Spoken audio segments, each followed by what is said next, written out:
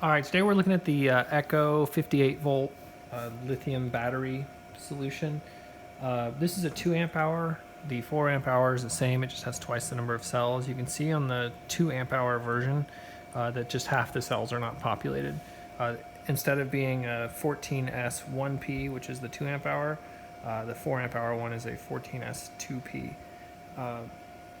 The 2 amp hour version, at least, I have a 4 amp hour pack, I haven't opened it, but the 2 amp hour is interesting. It has a battery management system built in, it has logic for it, but it's completely unpopulated, which means this battery has no way of regulating the voltage on each cell.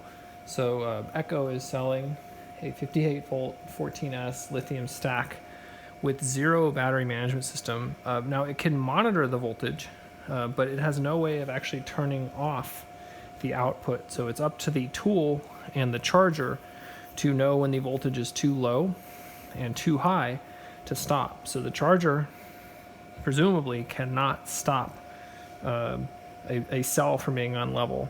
Now there is this 2-pin, probably a serial bus.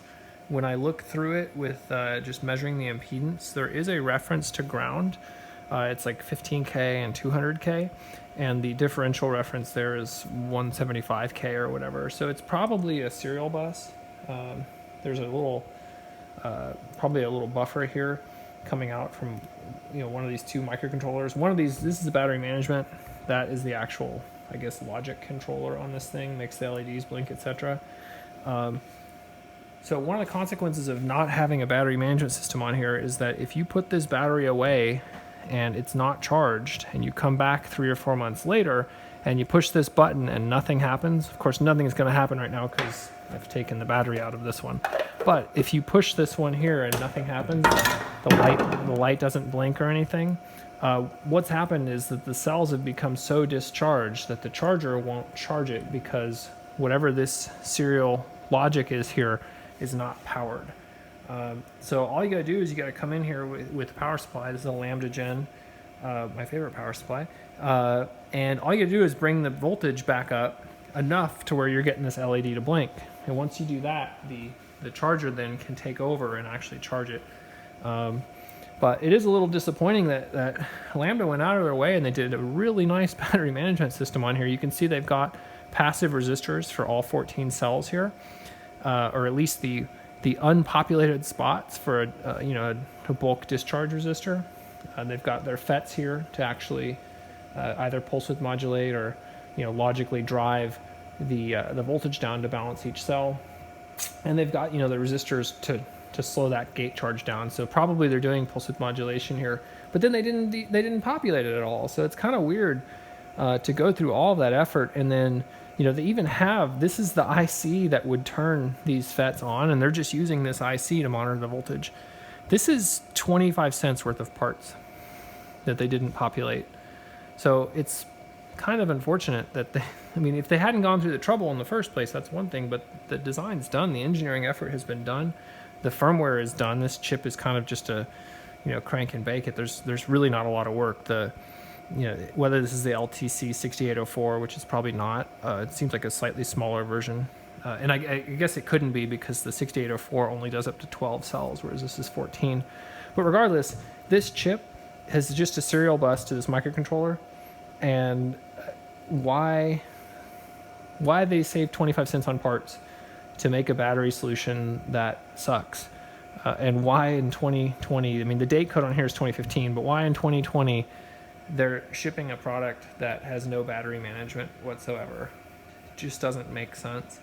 So I don't know if the 4 amp hour version is the same. Particularly with as expensive as these packs are, this pack is the 2 amp hour version, and I want to say it's $200 new, and I think that the 4 amp hour version is over $300 new, which is weird because you can just buy the whole tool with a 4 amp hour battery for the same price. But I think it's kind of unacceptable, to be honest, and I think that it's worth calling Echo out. I really like their tool. Their chainsaw is what I've used, and it is absolutely impressive. And the battery can really deliver a lot of current. I do have one small complaint that the actual lithium cell they're using is only rated to charge at, I believe, 1.5 C, and they're charging it closer to 2.5 C.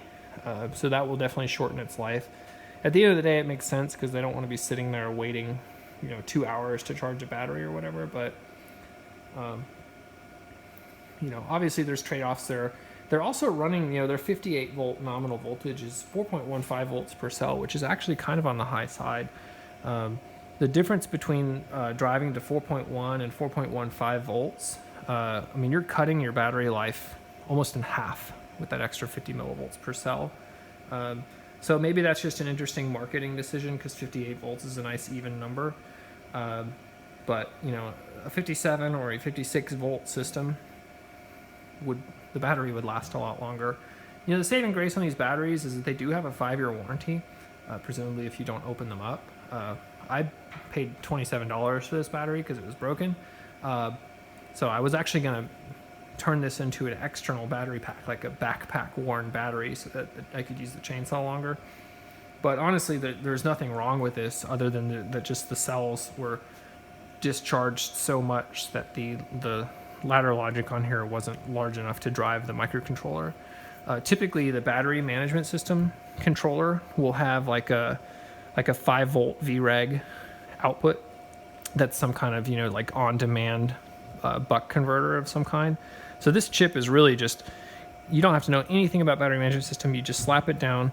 It gives you the isolated, at least the LTC chip has an isolated bus, so you can make your battery stack voltage as high as you want, 10,000 volts if you wanted to. And then at the end of the day, they have a 2-wire bus called ISO-SPI.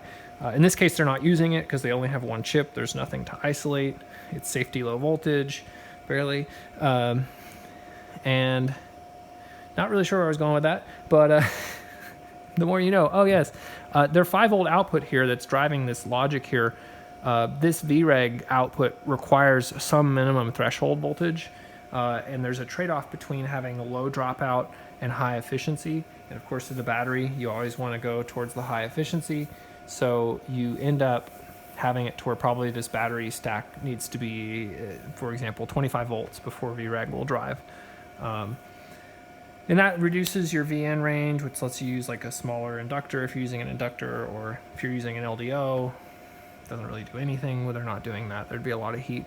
But anywho, it's a really good design. They just didn't implement it. They depopped it. It doesn't make sense. They've even got their header here for serial bus here, so you might actually be able to come in here, populate this, and see, yeah, they've got a reset line, 3.3 volt data line, ground. So this is just ripe for hacking. If for some reason you needed to do that, I don't know.